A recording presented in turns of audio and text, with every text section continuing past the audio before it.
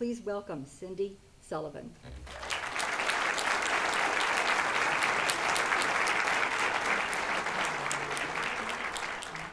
I am so happy to be here. I'm so happy to see all of this enthusiasm.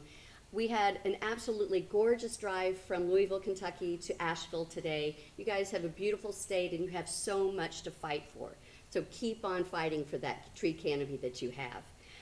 I'm here tonight to talk a little bit about Trees Louisville and what we do and some of the similarities that we might have and a few of the differences. At Trees Louisville, our mission is to raise the public awareness because that's what really drives change. We want to let people know about the value of the community forest and Louisville's tree canopy deficits, and we need to fund planting for future generations in those areas identified by our urban tree canopy assessment as those areas of greatest need. So we do that in a number of ways. Our pillars of opportunity in our organization are education and engagement. That's our tops. Education is the key. We advocate. We work just like you guys on public policy. We talk to our politicians. We work with lots of other organizations to advocate for enhancing and preserving our tree canopy. We collaborate. You can't get anything done without collaboration, period. You've got to collaborate with everybody and anybody that you can. And of course, we're all about funding and sustaining our work because trees are not a short-term proposition. It takes a long time. So we have to have sustainability. Now you guys are really lucky because you've got 2018 data. Our urban tree canopy assessment looked at data between 2004 and 2008 and 2012, right? So our data is from 2012. We really need to update our urban tree canopy assessment. We haven't done that yet, but the 2015 data that we started looking at really started raising red flags and increasing the urgency of improving and preserving our canopy in the city of Louisville. So our UTC assessment showed that overall our canopy in 2012 is 37%, much lower than you guys are now. And if you take out our amazing parks, another thing that we have in common is Olmsted. Olmsted and his firms afterwards did a lot of work in Louisville, Kentucky. We have an Olmsted Park and Park system that we think is the best in the nation.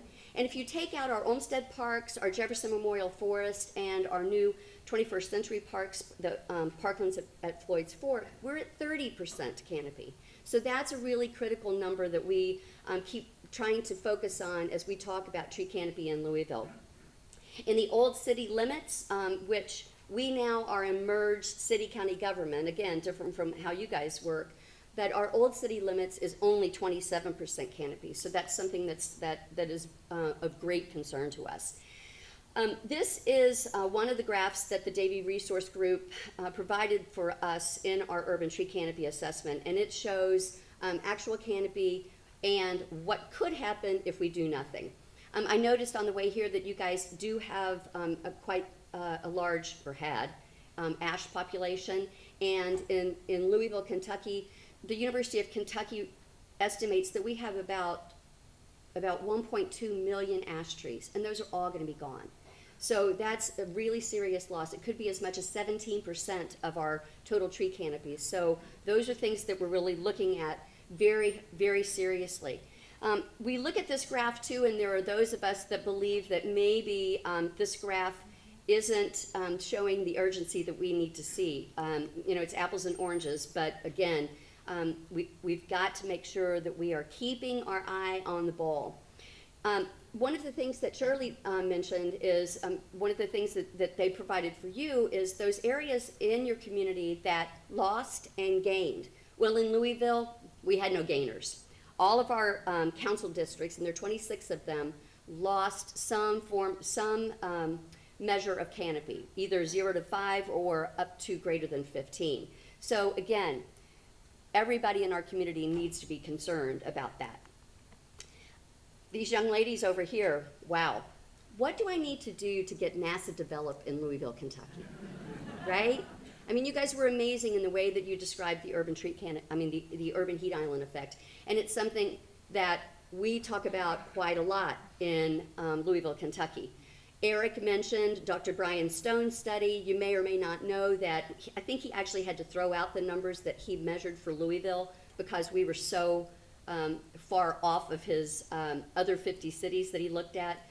He measured Louisville's rate of change over those 4 decades that he studied, and found that we in Louisville, our temperature raised 1.67 degrees Fahrenheit per decade over those 4 decades that he studied. The next city was Phoenix, Arizona, 0.8 degrees Fahrenheit.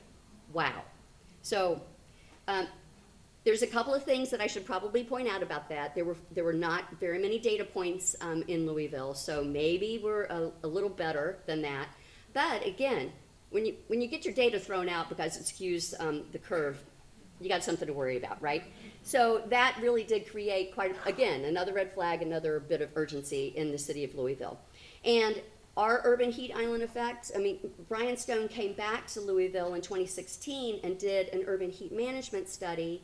And what he found is our hotspots are 8% canopy and 66% impervious surface. So again, as the young ladies described, it's all about the built environment. Our downtown area has 8% canopy.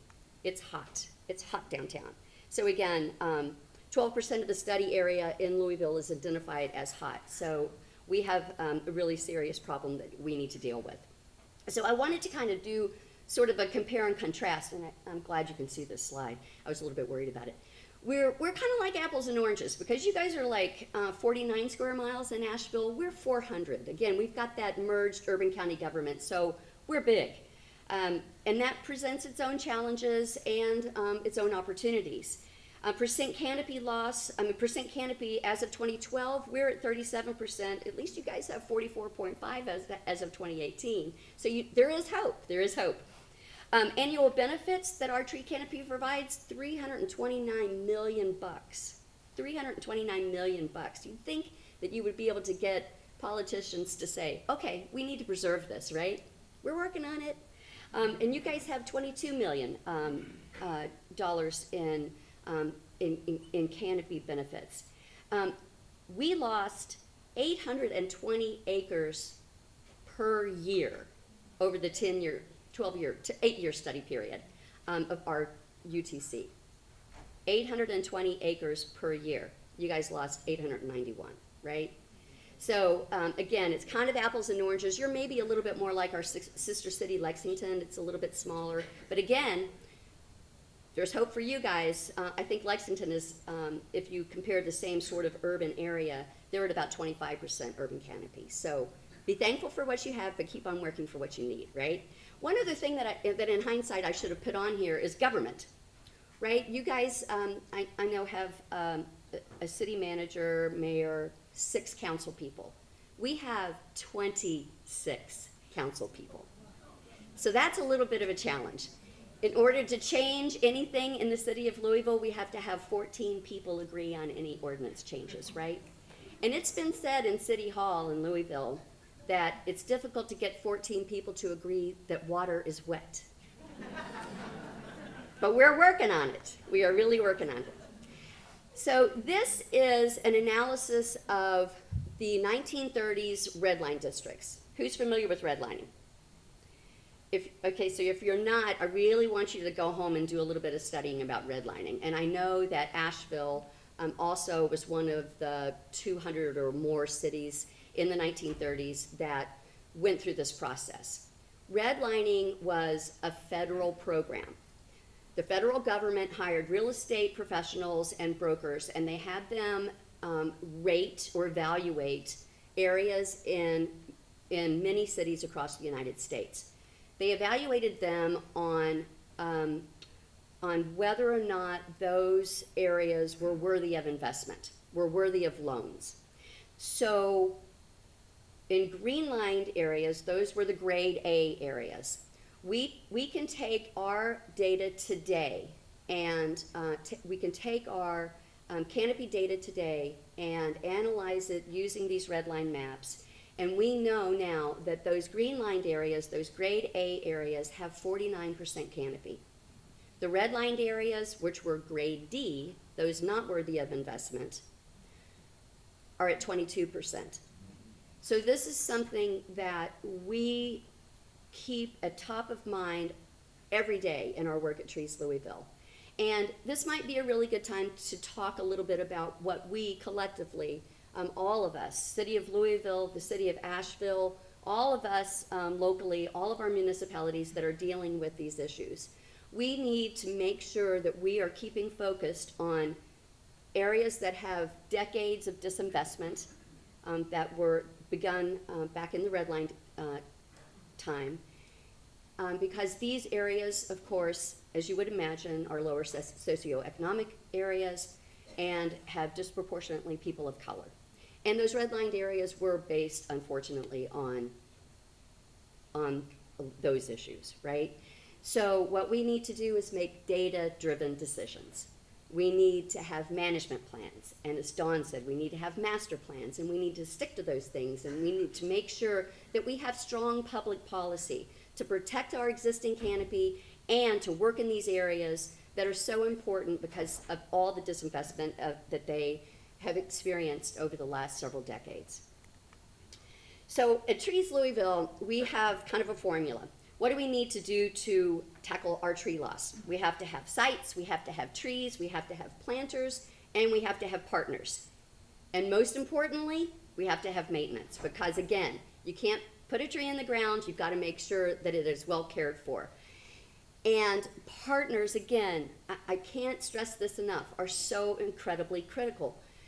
You have to have great personal relationships when you're doing this kind of work. You have to have a great public-private partnerships. You have to collaborate with businesses and corporations and foundations, both local and regional and national.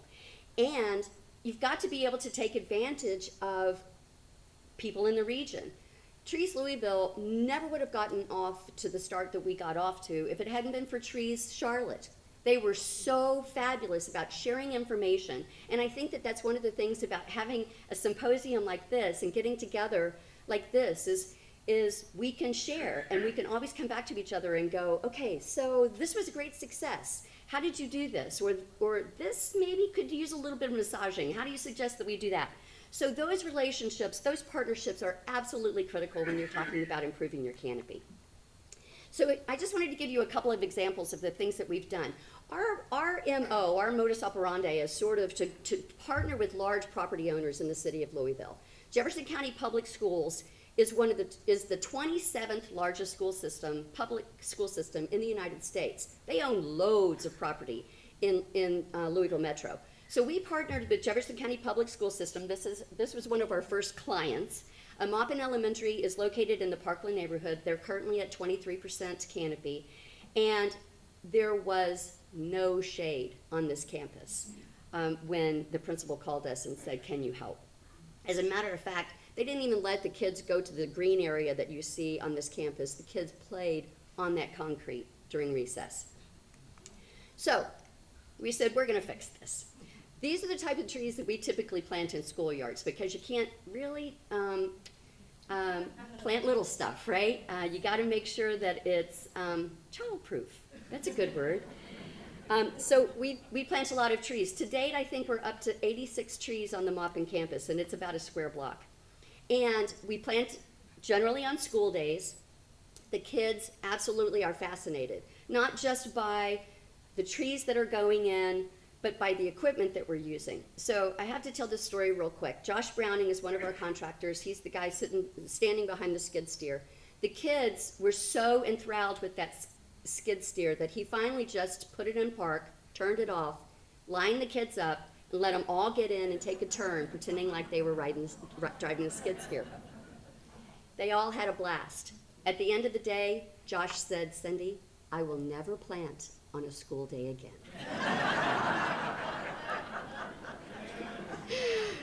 But everybody had fun. So this is typically what we see. This is a half-mile walking path. It's a grade A activity, walking, and these kids are out here in the heat of the sun, no shade whatsoever. This is in one of our Southwest elementary schools.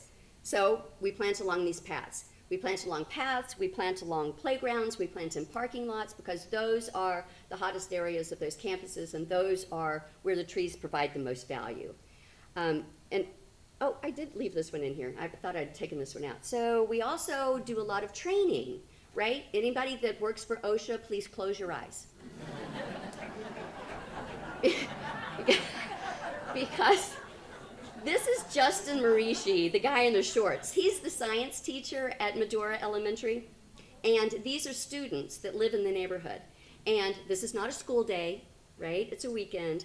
And Justin is teaching these kids how to prune a tree. And you can see, we don't mess around when we're planting trees on these school campuses. So we've got really good partners. Justin is one of those really important individuals that we have. Whenever we do a project at a school, we really make sure we've got great partners. So we're very proud of our relationships. We also have, we are very proud to say, a science lesson in every single Jefferson County school's 8th grade classroom. It's called Trees, Nature's Machines.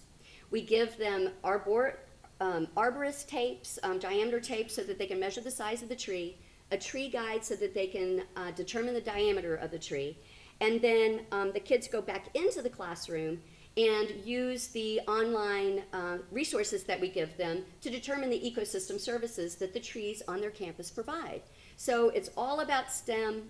It's all about STEAM, because I like to keep the A in there for art, because horticulture is art and science, right? So we're really proud of that. And this year, we're actually going to teach a forestry unit, 6 classes, in one of our local high schools.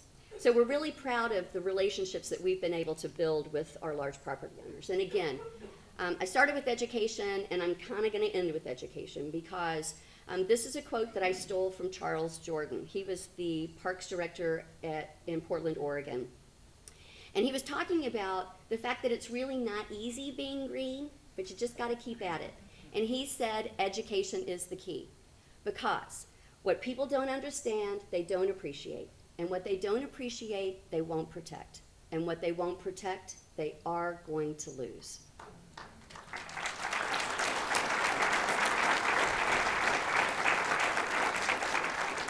So here's my contact information. Feel free to write it down. And I want, again, to thank you very much for allowing me to come here and feel this excitement that you guys have been exhibiting. Thanks so much.